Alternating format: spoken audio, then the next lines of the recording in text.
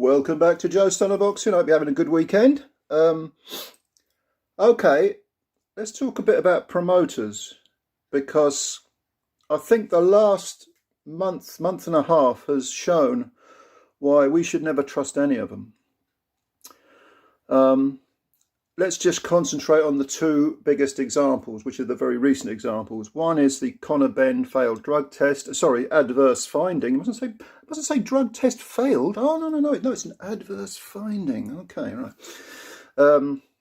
And you had Eddie Hearn giving a tremendously mealy-mouthed, obscurantist 45-minute interview with IFL where he said very, very little. And basically tried to spin the whole situation. Prior to that, before the fight was even cancelled, you had Kalle Sauerland saying, "Oh no, the fight's going to go ahead. No, the fight will go ahead. It will go ahead. Yes, it will. It didn't go ahead. All right. I'm not going to revamp or sort of rehash all that stuff because I'm sure you know about it. You know it's been done to death, but not a very good look for boxing, was it? Not a very good look for Eddie Hearn or Kalle Sauerland. Not a good look for DAZN. Not a good look for anyone, really. Definitely not a good look for Conor Benn. So, you know, there was that whole thing. And recently we've had the other side of the street. This seems to be one of the buzz phrases of the modern game. On the other side of the street, you've got Frank Warren, with his, and Bob Arum to a lesser extent, but and of course the epic trilogy that is Tyson Fury versus a prime, firing on all cylinders, unbeaten for years, Dereck Chisora. Could there be a more cynical matchup? Could there be greater proof that Warren and Fury, because he's slap bang in the middle of the guilt here, are interested in making the most amount of money for absolutely, well, not absolutely no risk, but very, very little risk.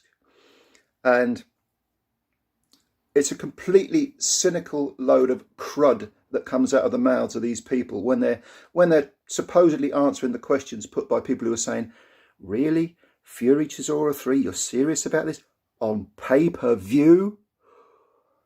Right. And then you got Frank going down the list of, you know, all the WBC contenders. Well, we couldn't get anyone else. No, they were all busy. Don't Frank. I mean, you must think that we are either staggeringly stupid. Some of us are, I suppose. Unbelievably naive. Some of us are. Enough of us are. Or just don't care, which may be the case with a lot of the fanboys. Certainly a lot of the fanboys. The fanboys are beyond help, but the casuals will say, "Yeah, but I want to see Tyson Fury fight." Yeah, but he's fighting someone who's, you know, knocking on Shot's door, and his legs look terrible, and he's got, you know, 500,000 miles on the clock. He's like he's like an old car that you absolutely love, but bits are falling off it like a clown car as you're driving it, you know. So Warren obviously must have this view for coming out with the amount of drivel that he has come out with in so-called defence of this indefensible fight. But then what did you expect? I mean, did you expect Eddie Hearn to be absolutely honest and transparent about everything? Conor Benn's his client, and as Hearn has said many, many times before, I have to maximise the most amount of money for my clients. So he wasn't going to throw him under the bus. He wasn't going to say, well, yeah, he's failed, and, you know, in my opinion, he should be banned. And he's not going to say that. He's going to try and put spin on it like a typical politician or a corporate director or someone who has an absolute vested interest in something and therefore talks a load of shite. Frank Warren, likewise, is going to say, Fury, I mean, I think, I don't know this, obviously, but I think Fury approves of that third fight with Chisora. Otherwise, he wouldn't take it. So what's Frank Warren going to do? That's his cash cow. No, Tyson, come on, man. I mean, you can't fight him. You beat him 11 years ago. You beat him 8 years ago. The second fight, he didn't win a round. He's not going to say that. Of course he's not. He's going to say, okay, we'll arrange it. Pay-per-view, yeah, if you like. is it Wembley Stadium? Are they actually putting that shit on at Wembley Stadium? I can't remember. Wembley some. Is it Wembley? It's the stadium, not the arena, right? I don't know. He's going to, whistle a load of crap for his client.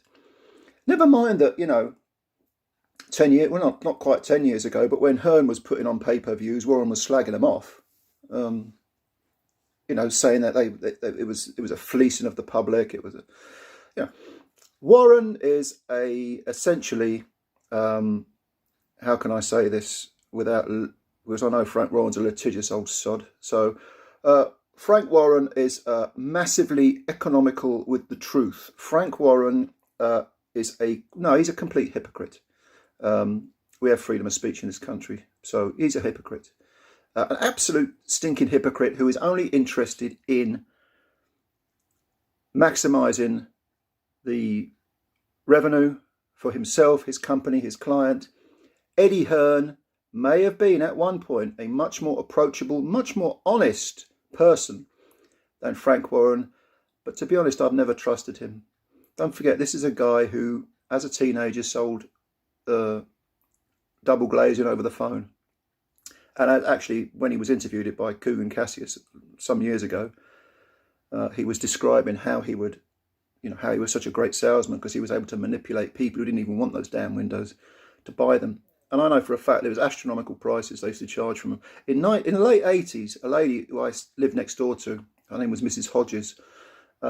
This was a pensioner well into her 70s who ended up buying some of this stuff because someone knocked on the door. They didn't phone up. They were always phoning us up. We live next door. They were always phoning us up. But they knocked on her door and they ended up flogging her. £1,400 worth of double glazing. 1,400 quid. This was a lady in her late 70s, and this was in the 1980s. Okay, so 1,400 quid was a lot of money then. It's not exactly chicken feed now, not for most people. Certainly not in this day and age. Eddie Hearn, as a teenager, cut his teeth doing that, and then would go out with all his yuppie mates celebrating because he'd sold a load of windows. All right. That type of mentality where money is everything, you should never, ever trust someone like that. And Frank Warren, although Frank is a self-made man in the sense that, I think he comes from a council estate, doesn't he? He's obviously a different generation to Eddie. Eddie was born with a silver spoon in his mouth, but is an extremely hard worker. And as the saying goes, he's turned the silver spoon into a golden one. So, no, I'm not doubting the work ethic of these guys at all. Quite the contrary. But they're cut from the same cloth, essentially. Eddie Hearn is his old man's kid, and Frank Warren is cut from the same cloth as Barry Hearn. So this has been a bad couple of months for boxing. But when it comes to promoters, don't trust these guys. Never, never trust these guys. They're pure hypocrites. They're liars. Often they are liars. They are flat out liars.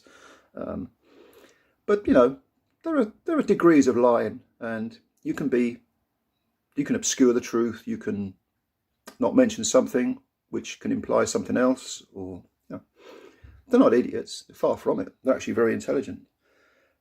Do they display the traits of a sociopath, maybe even a psychopath? Don King is certainly a psychopath. I was talking to someone who I know who is a criminal profiler, an American lady, and she mentioned Don King, and I said he's a psychopath, and she said, oh, no, you mustn't say that. You must say that he displays all the traits of a psychopath. Well, I'm not going to call Frank Warren or Eddie Hearn psychopaths. I won't specifically call them liars. There are plenty of liars in boxing, as I've just said, but very often they display all the traits of people that are sociopathic. Sociopaths and psychopaths there's not much difference between them at all. They're essentially the same thing. But it's been it's been a bad 6 weeks for boxing. And the only good thing that came off was the fact that that women's card went ahead and, was rescheduled only 5 weeks after the Queen's death and was very entertaining. And there have been some good entertaining fights in the meantime, but when it comes to the upper echelon of the fight game, it's getting very silly, isn't it? It's getting very silly. Chisora versus Fury 3 on pay-per-view, my God. Promoters defending people who've tested positive for illicit substances. And then, having previously railed against PED use, having previously sung the virtues of VADA, and then no, I'm having second thoughts. What can you say? What can you say? Anyway, leave your comments below. As always, thanks for listening in. Subscribe, hit the like button. Enjoy the rest of your weekend. We shall speak again soon. As always, bye for now.